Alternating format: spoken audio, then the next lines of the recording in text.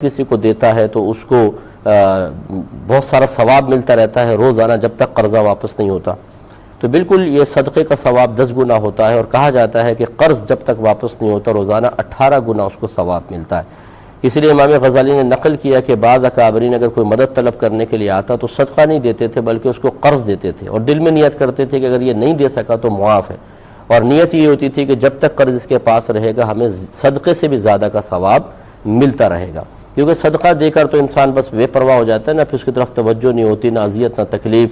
ٹھیک ہے، اللہ کے لیے دے دیا، لیکن جب آپ قرض کسی کو دیتے ہیں تو پھر آپ بار بار متوجہ رہتے ہیں کہ شاید مجھے دے گا، نہیں دیتا تو دل آزاری ہوتی ہے، تکلیف ہوتی ہے، پریشانی ہوتی ہے، اپنی بہت ساری حاجات انسان اس کی وجہ سے قربان کرتا ہے. تو اس لیے ان تمام چیزوں کا مجموعہ بن کر اس کے لیے ثواب میں اضافے کا سبب بن جاتا ہے. ایک ایک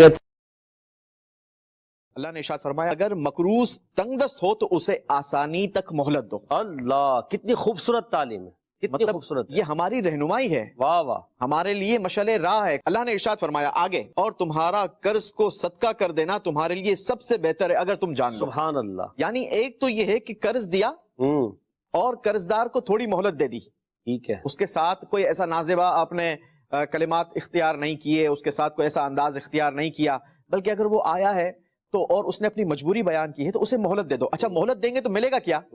مہلت دینے کے بعد جو صدقے کا ثواب تھا نا، قرض دینے کا ثواب تھا، ویسے تو روزانہ اتنا ہی روپے کا ثواب ملتا تھا جتنے قرض دیا. مثال کے طور پر کسی نے 1 لاکھ روپے قرض دیا ایک مہینے کے لیے، تو روزانہ 1 لاکھ صدقہ کرنے کا ثواب. اب آپ غور کر لیں مدنی چینل کے ناظرین، کہاں سے لائیں گے روزانہ 1 لاکھ روپے صدقے کے لیے؟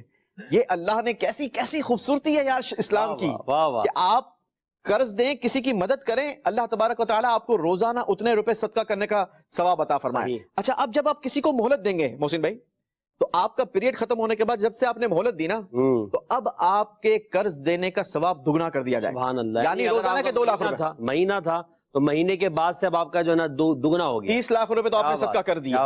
اب آپ نے مثال کے طور پر 1 لاکھ روپے اور مہلت دے دی، تو اب 60 لاکھ روپے کا الگ آپ کو ثواب ملے. یعنی قرض دینا ثواب ہے، دینا چاہیے، ہم قرض دینے سے منع نہیں کریں.